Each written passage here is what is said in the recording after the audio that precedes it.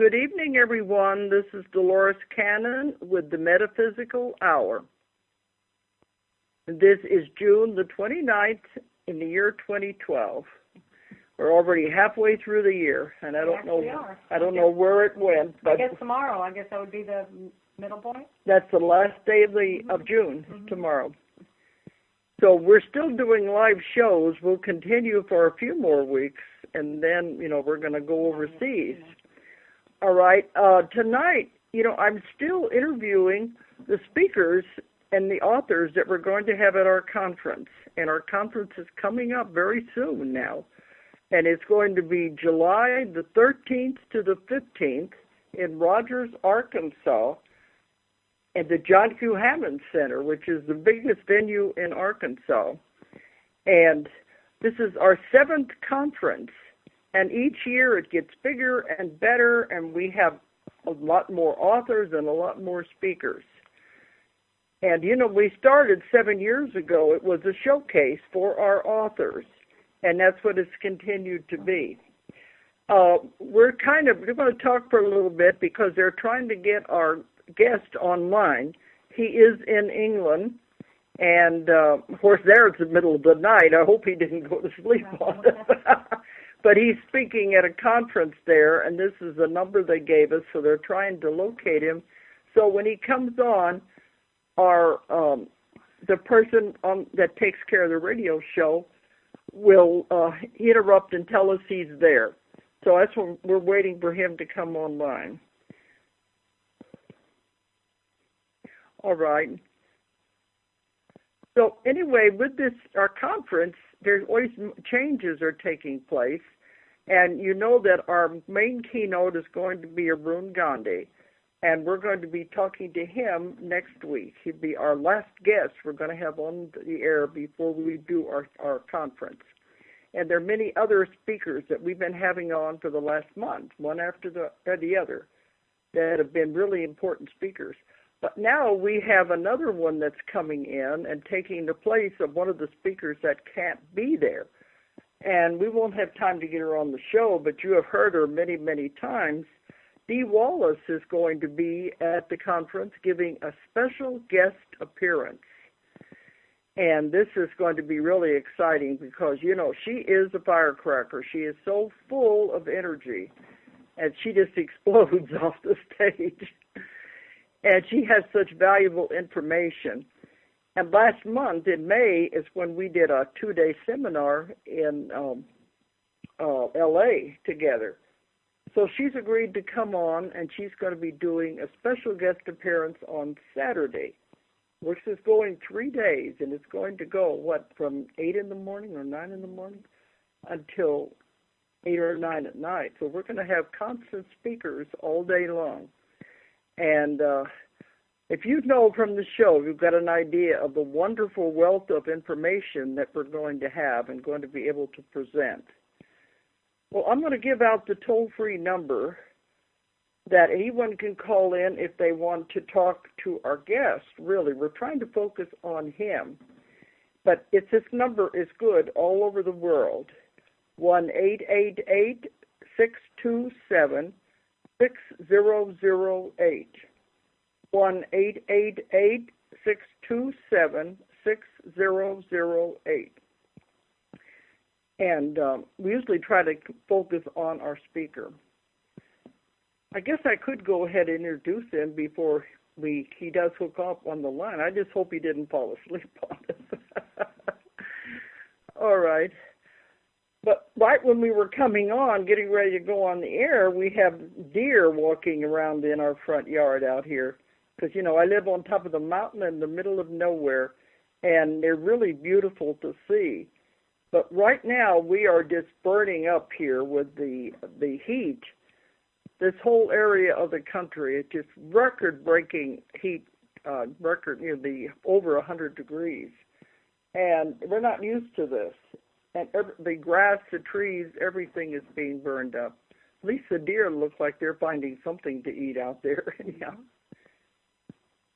But it's not as bad as Colorado, where everything is really burning up out there. Okay. So I guess I'll tell you a little bit about Guy before he comes on. Our guest is going to be Guy Needler, and he's one of our authors, and we are just now publishing his second book.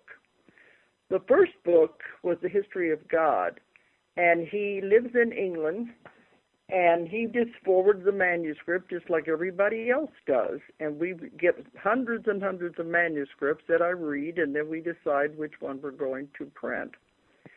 He had a very different idea and a very different way of approaching it. When he comes on, I'm going to have him give his background, but he's an engineer, isn't he? Yeah, Julia's here.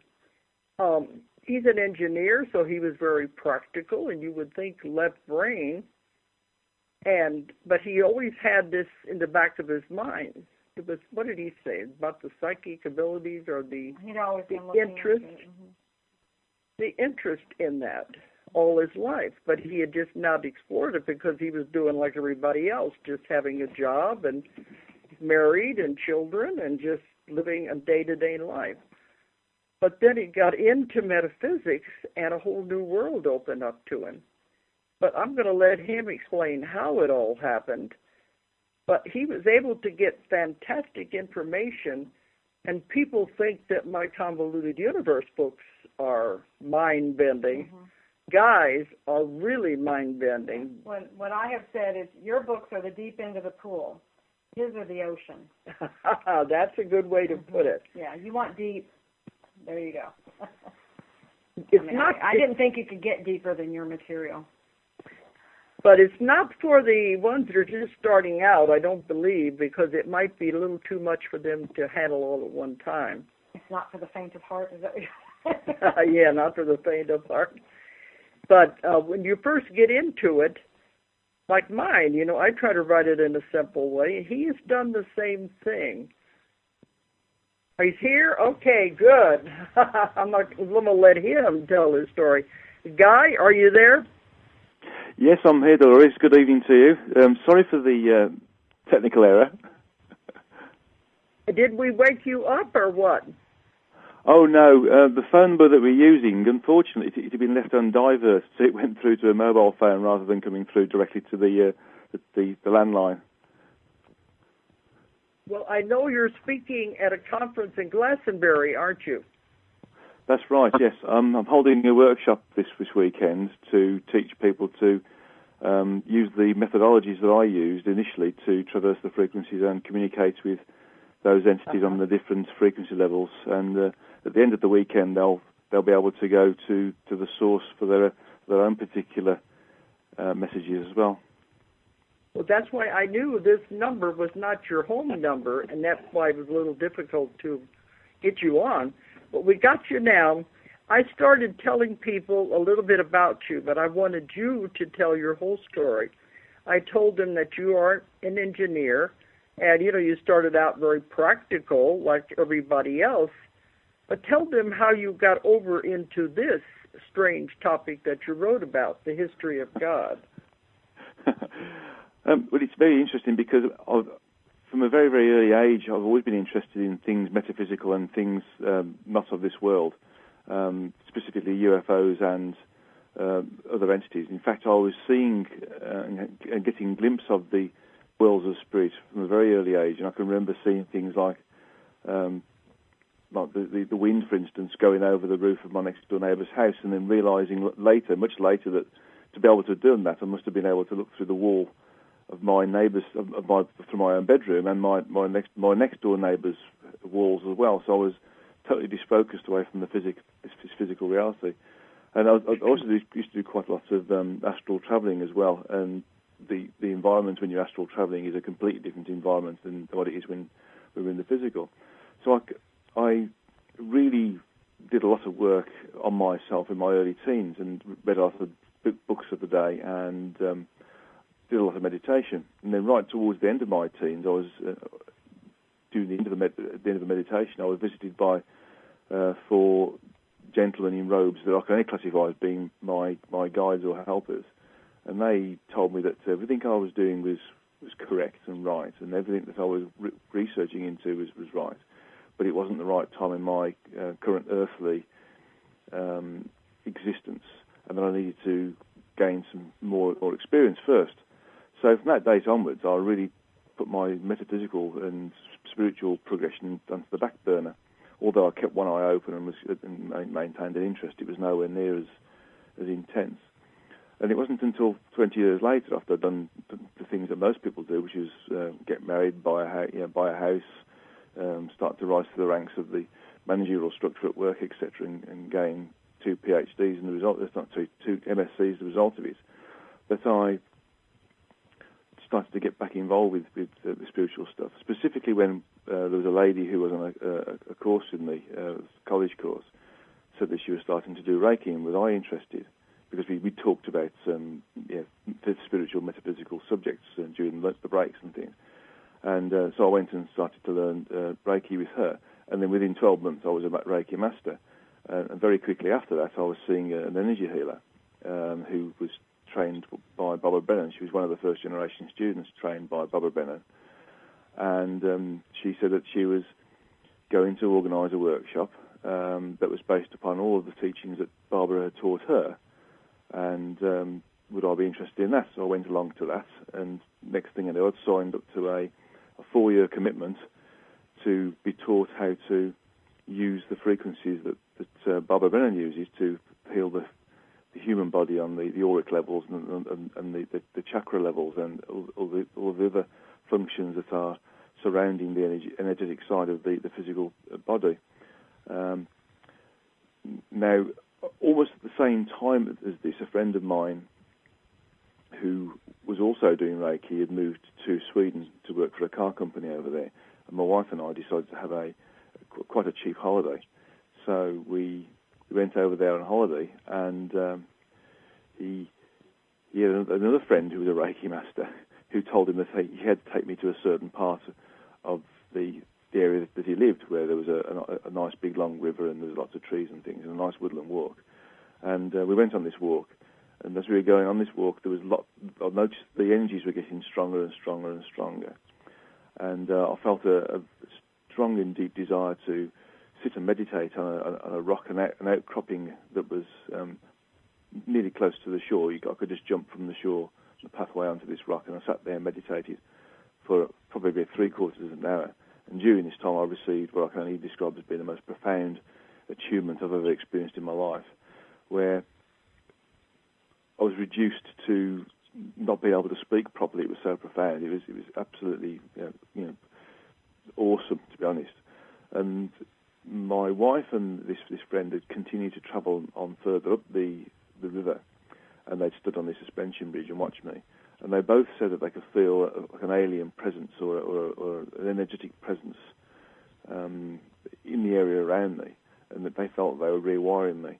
And from that point onwards, really, my spiritual faculties just progressed on an exponential basis. And it got to the point where I was working with the energies associated with healing the human aura, and I found I could go well past the frequencies associated with the physical body and the spiritual body, and got to the point where I was being reprimanded by my instructor for going too high. But it just seemed totally and utterly normal to do that. And once I finished the course, I experimented more and more and more. And as I was doing this, I met different entities along the way, and eventually I got as high as I could go at that point in time, and started to have a communication with an entity that later announced itself as the source entity, and that it was what we classify as God. And much later onwards, I managed to communicate with its creator, the origin, which is the overall energetic space, as it were, that is in the Hindu texts all that there is, and it created the source entities. And as long as whilst I was doing this, I was journaling this information. And at some point during, I think it was around 2005, I noticed that it was going to be enough information to start to create a book. So I started, every time I was meditating, I started to journal the information and create the book. And that's become the history of God. Mm-hmm. So you just kept going up into higher and higher dimensions and levels where it's like no one had ever been before.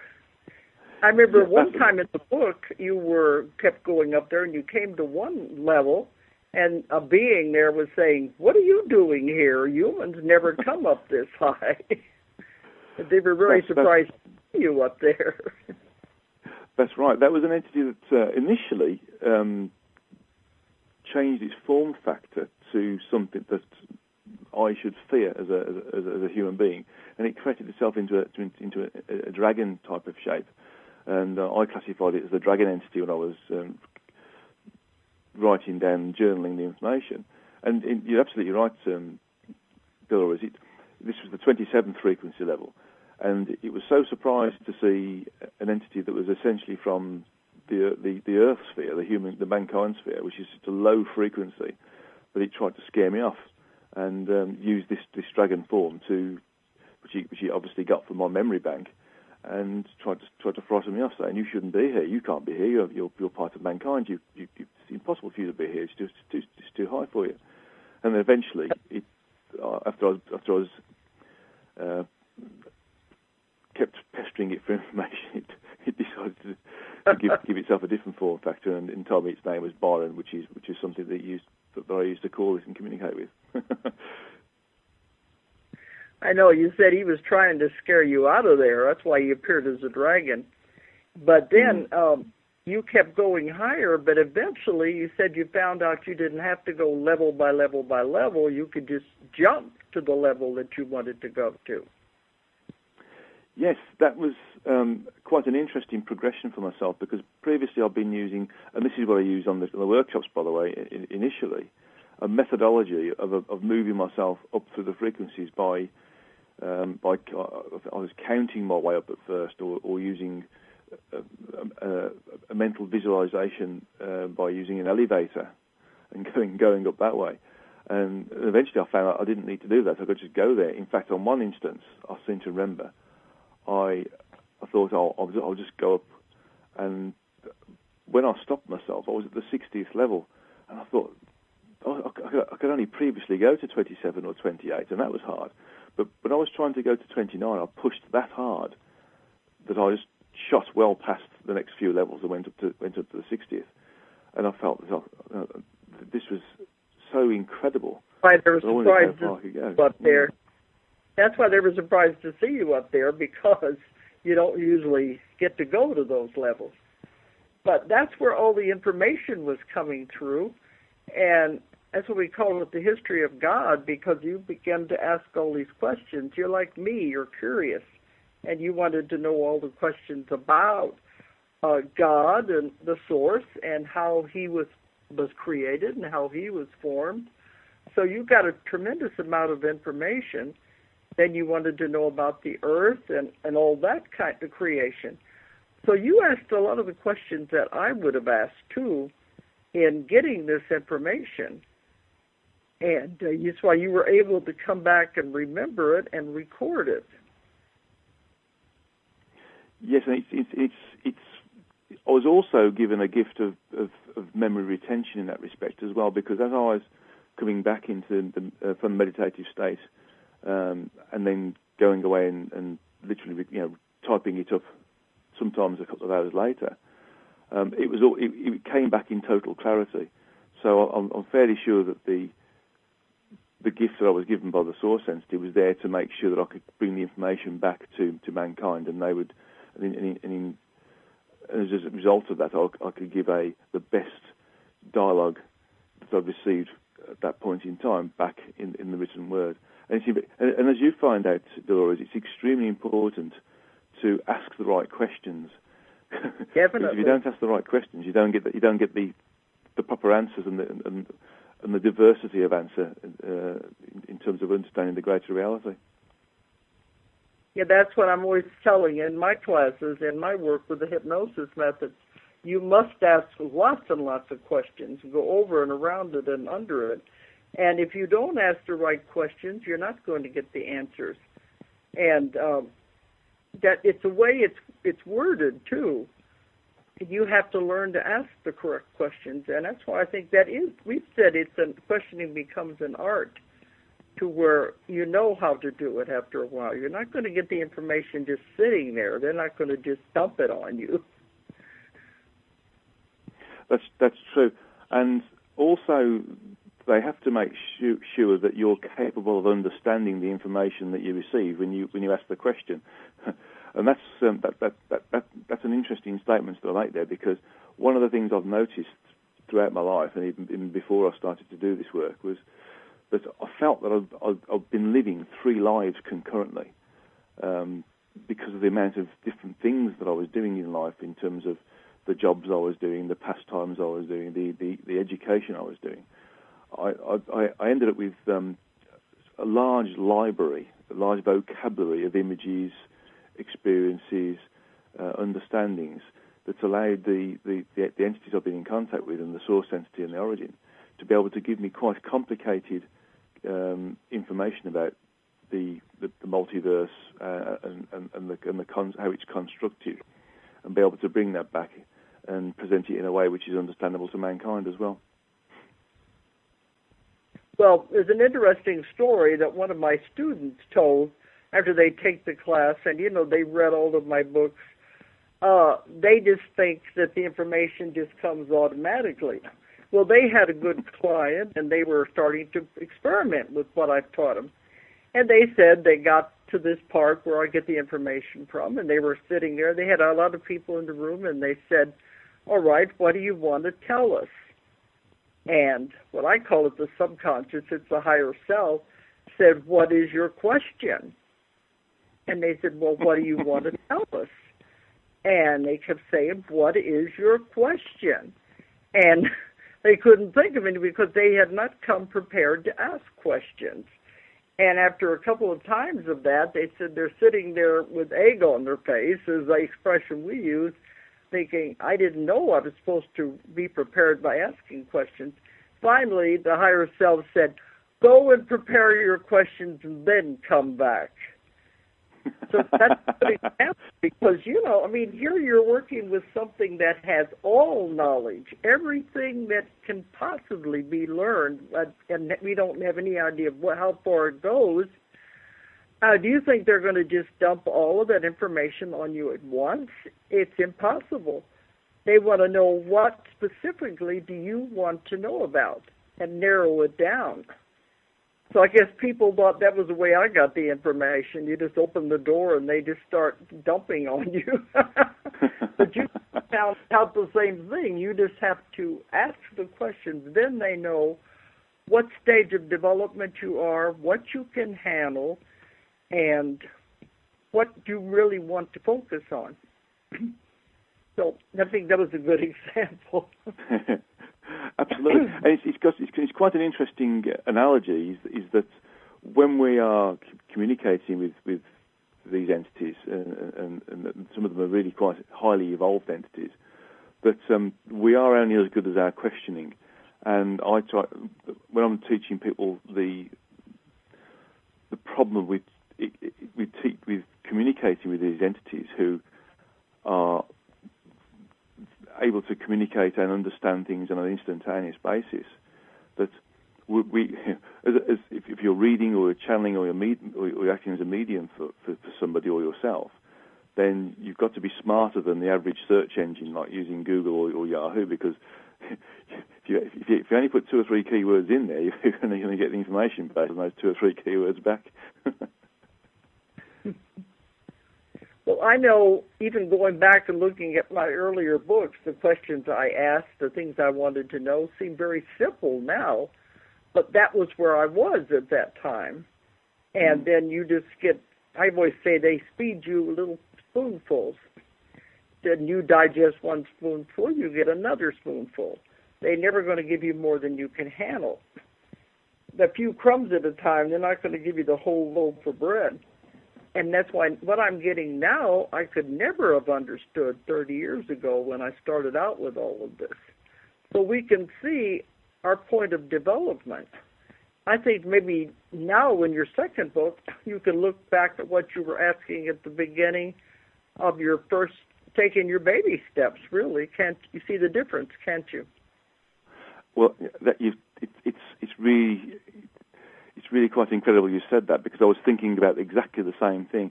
When I look at the information in Beyond the Source and the detail and the depth that's come out of it from the different areas of the multiverses that were created by the source entity's peers or the co-creators, and I look at that compared to the history of God, it's a significant step difference. And I was telling Julia when I was reading the galley print of Beyond the Source, book 1, I was looking at the content and the detail, and it suddenly struck me that I think I was within 2 or 3 months of finishing book 2 then, which I've just finished 2 weeks ago, and I thought, wow, I've moved beyond this as well significantly, and it's a case of as you grow and you expand yourself and become more expansive and receive more information, therefore you're able to take on more information next time, and more diverse information and more detailed information and more complicated information. So every time we progress, it's almost as if the bigger picture becomes clearer every time, and therefore we can see more detail every time. Mm-hmm. Because that's what I found with mine. When I wrote the first book of my Convoluted Universe series, I thought it was a real mind bender, going beyond anything else I'd ever written. But now it seems rather simple after I've done 4 of those books. Each book got a little more complicated, a different kind of a concept brought in, a different kind of a theory. So each book became a little more complicated as it goes along. So you have to adapt to it. It is an evolving, living thing that you have to adapt to it in order to work with it. So I think we've said this, we're following the same kind of a path, a different information, but you can see it evolves as you go along. Mm. And it's important that that it is the same path, and it's important that it is different information, because we have different ways of doing it. Yours is an extremely successful but extremely diverse way of doing it. But nevertheless, the information is entirely accurate and appropriate. But it's if we were, for instance, if we just put the 2 of us on Earth, and I landed in the UK as I am now, and you landed in the US as you are now, you would pick up different information about the Earth by being in the US, whereas in being in the UK, I'd pick up different things about the Earth by being in the UK. And if we scale that outwards towards the universe and then the multiverse, and all the frequencies and dimensions and subdimensional components and other energies that are there that construct it, then we can see how, although we're picking up information which is new information and detailed information, in terms of what's out there, it's not even scratching the surface. Yeah. Because I remember when I was first beginning my work, I've been doing it 45 years, but back in the beginning, when I first heard the term universes, it really blew me away, because all we were knowing was this universe we live in now. They said, you mean there's more than one universe? And of course, that's what a lot of people believe now, but that was one of the first eye-openers, I guess you would say, with me, to think there was more than one universe.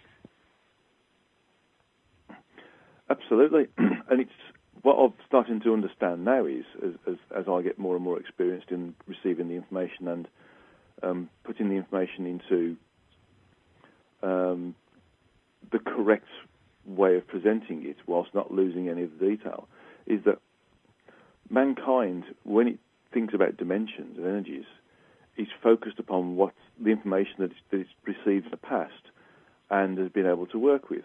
And as I stand back now, I'm realising that we talk about dimensions, there's 3 dimensions in the physical universe, and then there's more dimensions on top of that. And I'm starting to realise that the information I've been picking up is showing a bigger picture, and that what we're actually looking at aren't full dimensions, they're subdimensional components.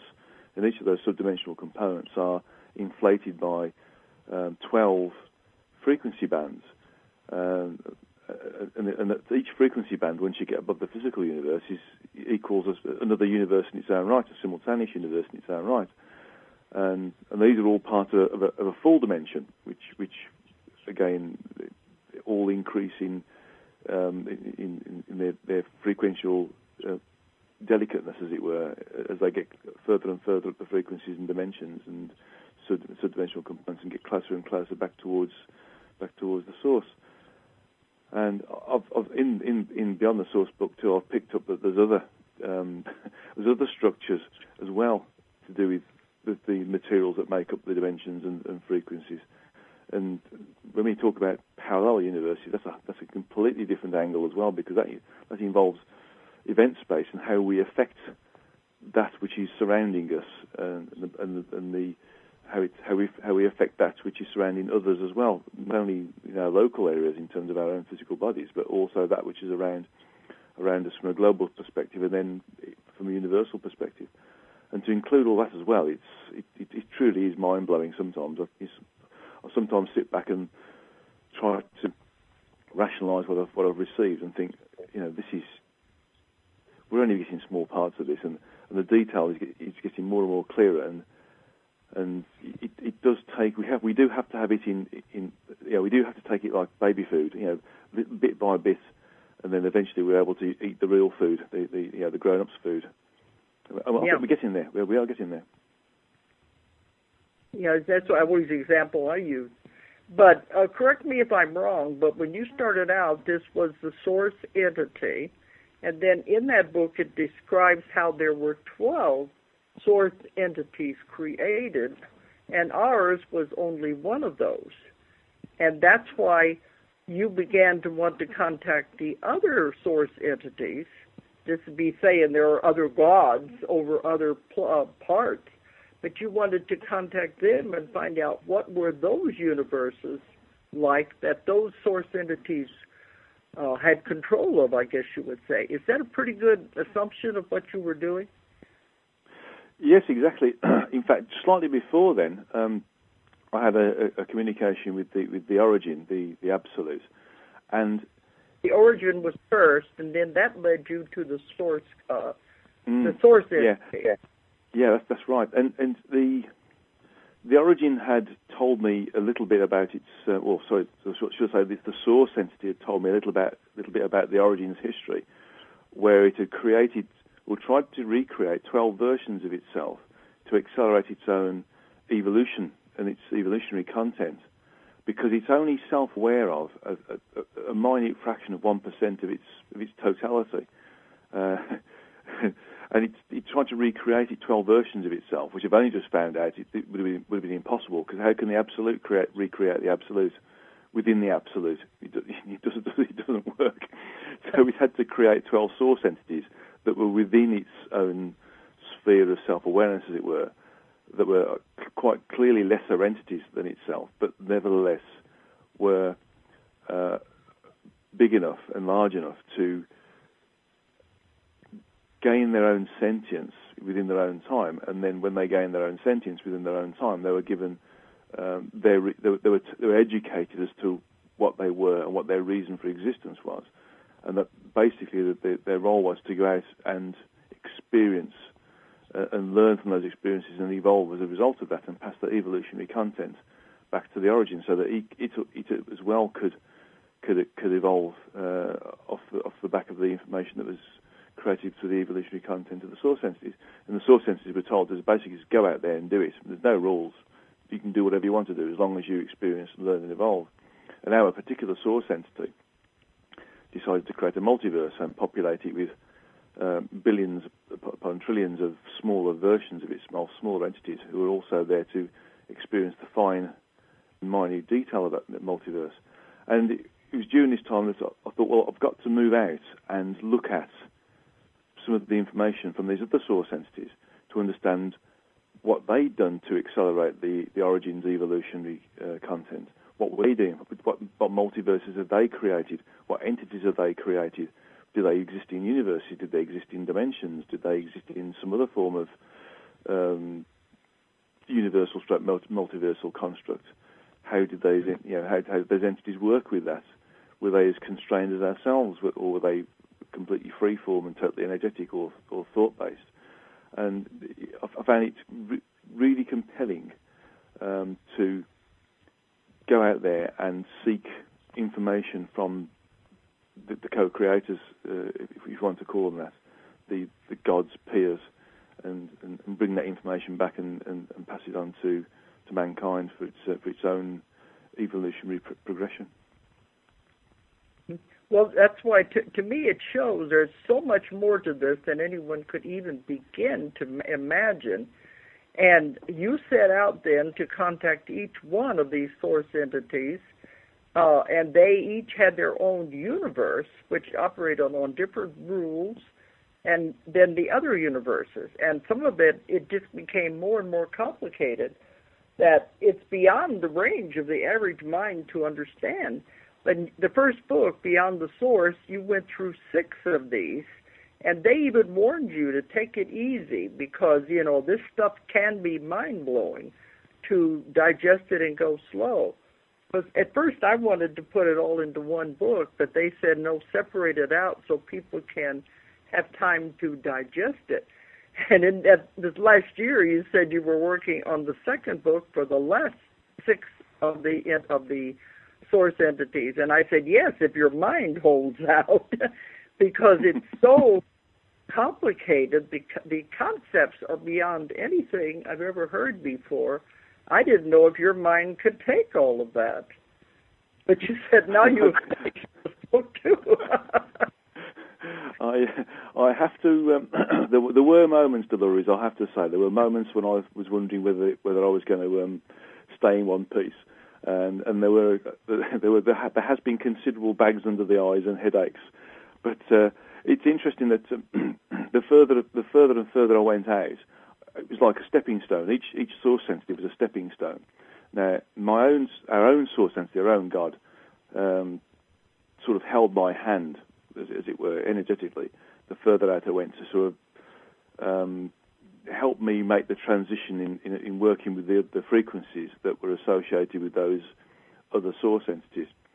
And as I went further and further out, the information got more diverse. The interface between the source entities was different, totally different each time. And the difficulty within the first series of dialogues was a different experience as well. But when I eventually got past Source Entity 6 and started to work on the second book and was talking to Source Entity 7, things started to change in a more profound way, because the information in book 2, and by the way, I shall be bringing the manuscript to the Transformation Conference, Dolores, so I shall be personally handing it over. But the information in book 2 started to change dramatically. The detail and the content was, it was a level of difficulty 2 or 3 times removed from beyond the source book 1. So it's almost as if I'd made a leap and I got to the other side, and I was able to work with more detail. And in fact, there comes to a point when I'm no longer in need of the helping hand of Source Entity 1, as I called our Source Entity, and I was able to make the journeys between the other Source Entities on my own. And then right towards the end of that, I noticed that I was starting to communicate with 2 or 3 of them in parallel, and that was really confusing at first, and I had to be very careful what I was doing so I didn't get them mixed up. But it was that was an interesting scenario right towards the end. But I think all of them were indicating that no one has ever gone this far before. Wasn't that what they said when they were doing this? They weren't even sure if you could do it. It's a completely new thing for a human being to have gone beyond God, and it's not. Well, I think it's very new. Certainly from a Western world perspective, where we're using our own meditative techniques and to move out there. I do think that there may have been a number of very, very advanced yogis who may have been able to have done it in India, I suppose, in a number of centuries ago. But in terms of mankind actually being there by desire, I think that I'm probably the first person to do it because the information is so, let's say, incredibly different to what's previously been picked up. That's it's real mind bending.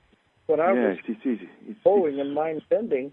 Yes, a lot of these yogas and hermits, they go live in a cave all their life, and they probably get information through contemplation, meditation, but they don't bring it back and write about it. They just hold it in maybe a few, what do you want to call it, proteges or followers might know it, but it's never passed on to the general public. It's more or less held as sacred knowledge and secret knowledge so that it's not passed on. But that's why I think you're the first one to have gotten it and put it out there for the people. That's important.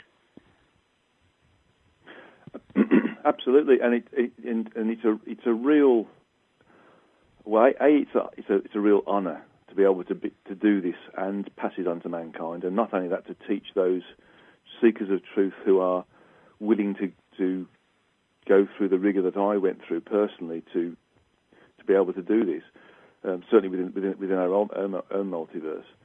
But it's really humbling to think that I'm the first human being so far to have gone past and written about going past that which is our God and experienced the other multiverse and entities that are the creations of God's peers.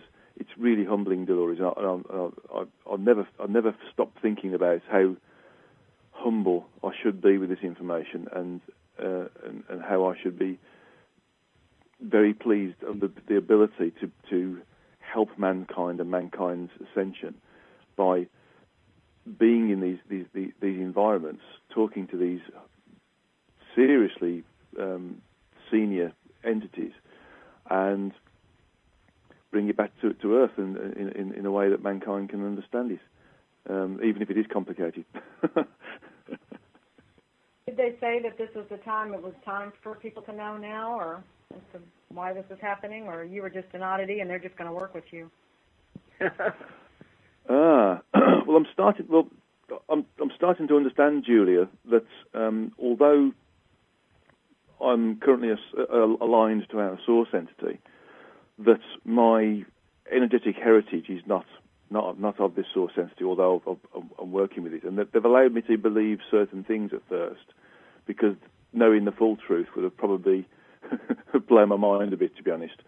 The ability to move out past that which is our God is a result of certain energetic heritage, and is a result of probably not quite being of the same energy that our God is, if you want to call it that, our source entity is. And as a result of that, I've found it compelling. And to be honest, although it stretched me a number of times to the point of elastic limit, and then I've come out the other side and gained extra elastic limit, I've never quite felt that I was totally and utterly unable to do what I was doing. I've always been stretched and felt the pain of it, but never quite crashed and burned, although I felt like I might have done it once or twice. I've never actually got to that point. And I think it's probably because of that I've been allowed and singled out to continue to do the work. Right, but as far as like humanity, I mean, for you to, because usually they say it's made available when people are ready. So did they ever come out and say, yeah, people are ready for this? Or now's the time? Or was it just because you were able to do that, then it's like, well, I guess we better give him what he wants. But we know that information doesn't come through unless people are ready for it. But, I just wondered if they ever said anything. Yes, actually, very, very strange. I was just leafing through the back pages of the Beyond the Source before I dialed in, and right at the very end, Source Entity 1, our Source Entity, said it's important to get this information out now, and it clearly is the right time. And if we look around ourselves and look at what's going on around us from an Earth perspective, there's that many people starting to awaken now. There's that many people being in contact with spiritual entities and starting to become aware of the greater reality. that they no longer need the sort of baby food version of spirituality now. That they can understand that pretty much straight away. It's the finer detail and the greater detail that they're now seeking. So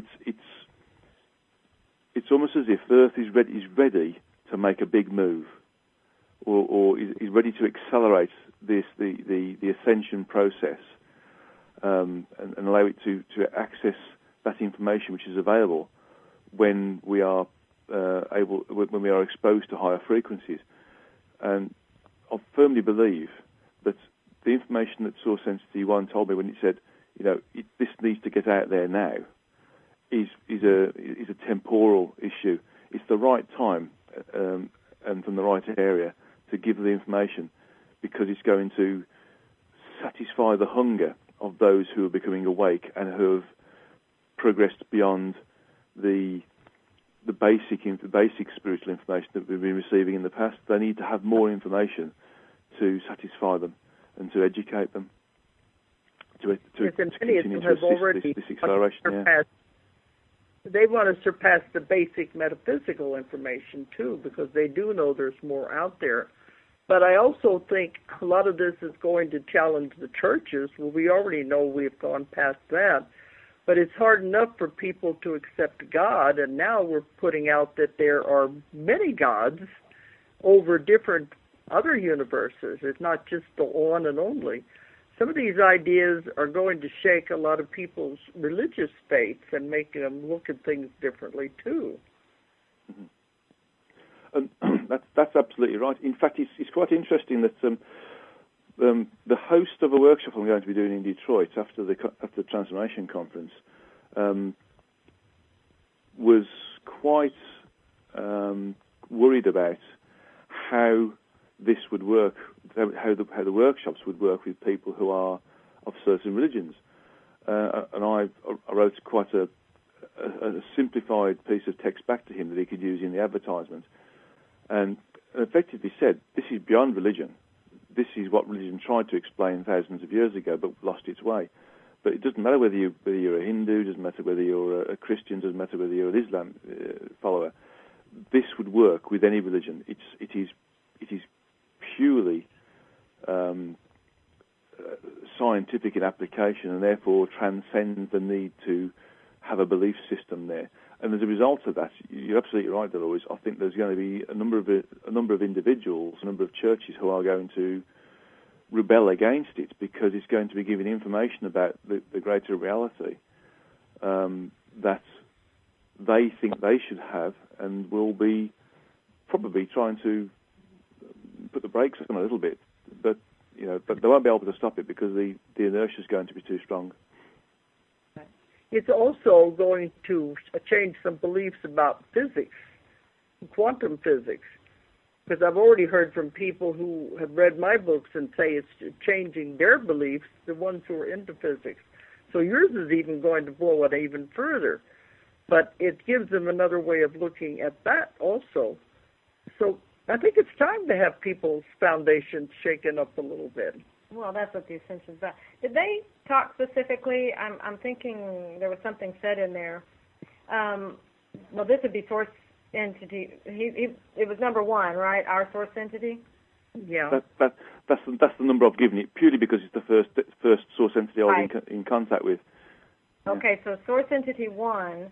I mean, the fact that we are going through this process and waking up and ascending. How does Source Entity see that? I mean, was that planned? I mean, how was that viewed? Our ascension, you mean changing? Mm-hmm. Yeah, people, Well, in essence, if we go back to the history of God, there's a chapter in there where it talks about how the entity that we call the devil, Lucifer, had predicted when they were creating the physical form to allow energetic entities to experience the lower frequencies in this particular universe, and the human body was being created and designed and developed. And it used the higher function of the Akashic records to establish what the potential was of entities being given total free will and incarnating in lower frequencies and just let them get on with it and doing it on their own, and not guiding them. And the one scenario was that we would surpass all expectations and rise up through so many frequencies that it would be, without doubt, the best thing that any experiment could have done in terms of understanding and experiencing, learning and evolving. But the other side of it was we could actually do the opposite and go right down to the lowest frequencies possible and really, make a mess of it, really. And in essence, that's what's happened. We've gone right down the bottom of the frequencies. But what's happening now is we're coming out the other side. We are an experiment, and they say it's a great experiment, to see if it's going to work. Okay, well, Guy, we're coming up on the time here. I do want to tell people you're going to be at our conference in a few weeks. We're bringing you over from England, 2 weeks now. We're bringing you over from England, and it's the 7th Transformation Conference in Rogers, Arkansas, July 13th to the 15th. But also, Julie knows the dates when we're going to give the Transformation Conference in England. Oh, that one's the August 31st to September 2nd. Also, we want to mention you're doing your workshops after the conference as well. Yeah. You want to do a brief description of that, or what that's going to be about, Guy? It was right after the conference. He's going to be staying for a few days giving workshops. Tell him what that's going to be. Yeah, there's 2 days. Basically, on the first day I teach people more detail about the structure of the multiverse, so they can understand what they're doing when they're doing it, so they know where they're going to. And I'll then go through a series of basic techniques to give people physical proof that they are in fact moving themselves up the frequencies, because when we work with the basics, we have to show people how if they activate their chakras, then they can activate one of the auric levels associated with that chakra, and that's also associated with a frequency level. And by doing these basic techniques, people can feel the auric layer of a person that they're working with, and they can actually feel that there is a difference in that person in terms of their frequency, and the person who's activated their auric levels can also feel the intrusion of somebody trying to feel their auric level. So we give them physical proof that they are in fact raising their frequencies and moving up the frequencies. And then we go through a series of exercises, repetitive exercises in different ways, but using the same thought process, the same mental exercises to get them up to the 14th frequency level, which takes us into the next full dimension. And the 13th and 14th frequency levels are what I've recently found out are the 2 areas that are being reserved for our ascension when we move into the next dimension. And then the second day, we review what we've done and experiences, which we do over the first day anyway, and then we move through a more accelerated methodology of getting up to these different frequencies, where we start to move away from needing the very basic methodology and start to use techniques where we can go there by almost instantaneous methods, but by progressing in a slow pace that allows people to keep up with the teaching, but whilst also experiencing the different environments associated with some of the higher frequencies.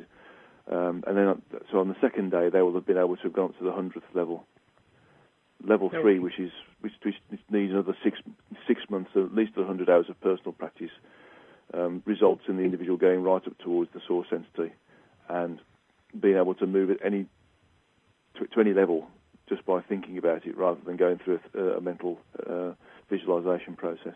But we'll be doing level 1 and level 2, which will be very hard work energetically, and people end up being very, very tired at the end of the at the end of the workshop. Well, but they do well. They always do well. Yeah. This will give them an idea of what they can expect. But you'll be lecturing at the conference, and then right afterwards you'll have 2 days of workshops. And then we all go to England. We're going the end of July. And we're having the first Transformation Conference in London, and you said that's in August. The very end of August, 1st of September, and it's in London, and Guy will be a speaker there as well. Yeah, he'll be there. We'll be back on his home turf then. And then in October, we're going to be over there for 3 months and doing classes all over Europe. But then at the very end, we end up in Rome, and then we go on a 11-day cruise of the Mediterranean, and Guy is going to be on that also because we're going to be having workshops on this cruise as we go all over the Mediterranean. So there's going to be a lot dealing with Guy. Before we sign off, tell them how they can contact you if they want to write you. Yeah, very quickly, Guy, because they're going to pull the plug. Okay, they visit my website, www.guystephenneedler.com, and that's all one word, and Stephen's got a V. There's a page on there that shows an email address to get directly to me, and the email address is thehistoryofgod@btinternet.com. And I'm happy to answer any questions that they come across, and people do contact me on a regular basis. Wonderful. And the books are available on our website. The book is The History of God, and the second book is Beyond the Source, and that's coming out right now. Yeah, it's already out. It just now came out. Okay, so we're going to have to go because are going to pull the plug. So thanks, Guy, for staying up with us. Now you can go to bed for there. And thank you. So thank you, everyone, for tuning in tonight. It was nice to speak to everyone. I want to shout out to Vitaly at the UK office. Okay. I promised him I'd say something. Okay. So good night, everyone, and thanks for listening. If you enjoyed the show, check out more of our other videos and be sure to subscribe and click the like button. Thank you for listening to the Metaphysical Hour with Dolores Cannon.